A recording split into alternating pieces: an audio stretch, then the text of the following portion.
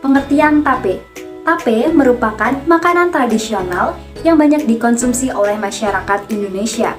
Tape dibuat dari bahan makanan yang mengandung karbohidrat seperti singkong, ketan, dan bahan-bahan lain yang mengandung tepung atau karbohidrat. Tape merupakan hasil dari proses fermentasi dari bahan-bahan yang mengandung karbohidrat seperti beras ketan dan ubi kayu. Dalam proses fermentasi yang melibatkan aktivitas mikroorganisme ini, terjadi proses pengubahan karbohidrat menjadi etanol, sehingga bahan makanan hasil fermentasi menjadi lebih enak rasanya. Tape mempunyai rasa sedikit manis dengan rasa alkohol dan aroma semerbak yang khas, tekstur lunak, dan berair serta menghasilkan cairan yang merupakan efek dari fermentasi. Selanjutnya adalah pengertian fermentasi. Fermentasi pada dasarnya merupakan suatu proses enzimatik di mana enzim yang bekerja mungkin sudah dalam keadaan terisolasi, yaitu dipisahkan dari selnya atau masih dalam keadaan terikat di dalam sel. Pada beberapa proses fermentasi yang menggunakan sel mikroba, reaksi mungkin terjadi sepenuhnya di dalam sel mikroba karena enzim yang bekerja bersifat intraseluler. Pada proses lainnya, reaksi enzim terjadi di luar sel karena enzim yang bekerja bersifat ekstraseluler. Beberapa faktor yang mempengaruhi keberhasilan fermentasi antara lain keasaman, mikroba, suhu, alkohol, oksigen, dan substrat dan nutrien. Salah satu substrat utama yang dipecah dalam proses fermentasi adalah karbohidrat. Karbohidrat banyak terdapat dalam bahan nabati berupa gula sederhana, hektosa, pentosa, pati, pektin, selulosa, dan lignin. Pada umumnya, karbohidrat dapat dikelompokkan menjadi monosakarida, oligosakarida, dan polisakarida. Selanjutnya adalah fungsi dalam tape. Tape merupakan proses hasil fermentasi. Fermentasi tersebut tidak lepas dari peranan suatu mikroorganisme. Mikroorganisme tersebut terdapat dalam starter dalam pembuatan tape, yaitu ragi. Ragi merupakan starter atau inokulum tradisional Indonesia untuk membuat berbagai macam makanan fermentasi seperti tape, brem cair, atau padat. Mikroba yang terkandung dalam ragi umumnya berupa kultur campuran yang terdiri dari kapang, kamir, dan bakteri. Ragi yang sering digunakan dalam pembuatan tape adalah ragi NKL atau ragi nakodyong. Ragi NKL berbentuk bulat pipih dengan diameter 4-6 cm dengan ketebalan 0,5 cm. Di dalam ragi ini terdapat mikroorganisme yang dapat mengubah karbohidrat atau pati menjadi gula sederhana atau glukosa yang selanjutnya diubah menjadi alkohol. Ragi tape NKL terbuat dari campuran beras dan rempah-rempah. Secara umum, ragi tape mengandung berbagai jenis mikroorganisme dari golongan kapang, kamir, dan bakteri kandungan mikroorganisme yang terdapat pada ragi tape merek NKL. Alasan kelompok kami memilih bahan baku kentang untuk pembuatan penelitian ini karena agar lebih berbeda. Biasanya sumber karbohidrat yang dibuat tape yaitu singkong dan ketan. Oleh karena itu, kami ingin membuat inovasi dengan membuat tape berbahan dasar kentang. Sebab kentang adalah salah satu makanan yang mengandung karbohidrat dan tujuan kami melakukan pengamatan terhadap olahan tape yang berbahan dasar kentang adalah ingin mengetahui apakah pengaruh jumlah ragi dan lama waktu fermentasi pada tape kentang yang dihasilkan. Adapun alat dan bahan yang kami gunakan dalam pembuatan tape kentang, yaitu yang pertama alat terdiri dari pisau, saringan, toples, dan baskom atau piring, dan bahan-bahan yang kami gunakan yaitu ada kentang, ragi, dan daun pisang. Langkah-langkah pembuatan atau prosedur pembuatan tape kentang yang pertama yaitu siapkan alat dan bahan.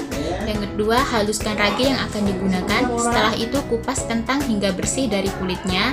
Kemudian cuci bersih kentang yang kulitnya sudah dikupas tadi. Setelah itu potong kentang menjadi 4 bagian. Kemudian kukus potongan kentang tadi hingga masak. Setelah masak, kemudian diamkan hingga benar-benar dingin. Setelah benar-benar dingin, kemudian taburkan ragi halus di atas kentang dan aduk kentang yang sudah ditaburi ragi halus tadi hingga rata atau hingga benar-benar kentang tercampur oleh ragi. Setelah itu, masukkan kentang yang sudah diberi ragi tadi ke dalam wadah yang tertutup, yang sebelumnya bagian alas wadahnya sudah diberi daun pisang.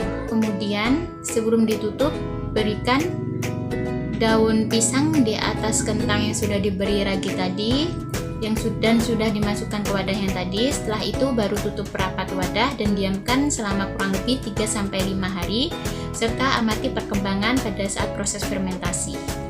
Proses pembuatan tape yang kami lakukan melalui 2 metode, yaitu dengan menggunakan konsentrasi jumlah ragi sebanyak 500 gram kentang menggunakan 1 butir ragi dengan lama waktu fermentasi 3 hari untuk pembuatan tape yang pertama, dan konsentrasi jumlah ragi sebanyak 500 gram kentang dengan setengah butir ragi dengan lama waktu fermentasi 5 hari untuk pembuatan tape yang kedua. Pada pembuatan tape dengan metode yang pertama terjadi perubahan atau perkembangan sebagai berikut, yaitu di hari pertama warna kuning dan ditumbuhi jamur dan tekstur kentangnya mulai lunak. Aromanya belum terlalu seperti tape dan rasanya masih seperti kentang kukus, namun sedikit manis dan ada rasa sedikit asam. Pada hari kedua terjadi perubahan, yaitu warnanya berubah menjadi kuning dan permukaan kentangnya sudah mulai full tertutup oleh jamur putih. Untuk tekstur untuk kentangnya sudah lunak dan sedikit berair. Aroma khas tapenya sudah mulai tercium dan rasanya sudah mulai seperti tape, yaitu asam, dan kecutnya juga sudah tidak terasa manis. Pada hari yang ketiga terjadi perubahan, yaitu warna tapenya kuning mencolok dan permukaan kentang ditumbuhi banyak jamur. Tekstur dari kentang lembek kemudian berair. Untuk aromanya sudah persis seperti tape singkong dan rasanya juga persis seperti tape singkong, tetapi asam dan kecutnya juga ada dan tidak ada rasa manis. Pada pembuatan tape dengan metode yang kedua terjadi perubahan atau perkembangan sebagai berikut, yaitu pada hari pertama warnanya sedikit kuning pucat dan sudah mulai tumbuh jamur serta teksturnya masih keras. Belum ada aroma seperti tape dan rasanya sedikit manis serta sudah mulai berasa sedikit asam. Pada hari kedua terjadi perubahan, yaitu warnanya sedikit kuning pucat dan sudah ditumbuhi sedikit jamur, dan untuk tekstur dari kentangnya sudah mulai lunak dan sedikit berair.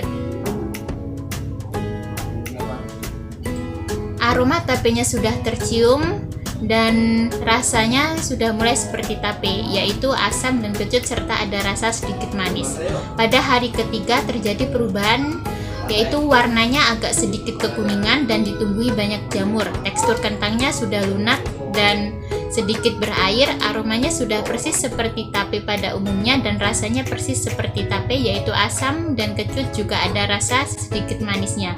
Pada hari keempat terjadi perubahan, yaitu warnanya agak sedikit kekuningan, ditumbuhi jamur, tekstur kentangnya lembek dan berair, aroma khas tapenya mulai menyengat dan rasanya asam kecut.